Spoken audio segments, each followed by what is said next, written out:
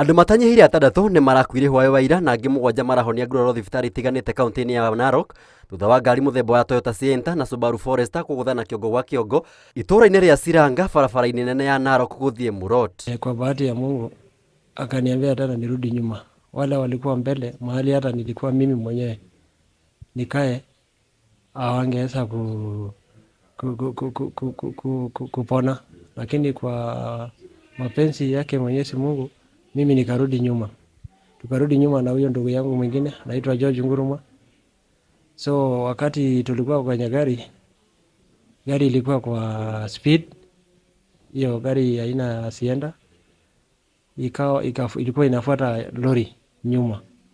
So wakati ilijaribu kuovertake pale kwa Beehives, gari nyingine ilikuwa inatoka upande ya Bomet ikaweza kutokezea, na gari nyingine ilikuwa mwendo wa speed.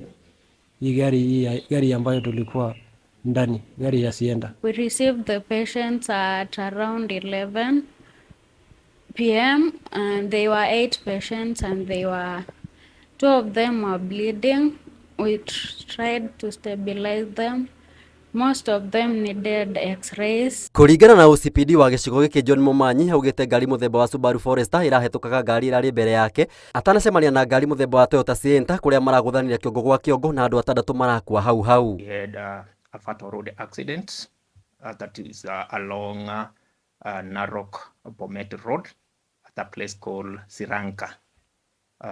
This involved 2 vehicles, a Sienta and a Subaru Forester. The Sienta was headed towards Murot direction, whereas the Subaru Forester was headed towards Narok direction.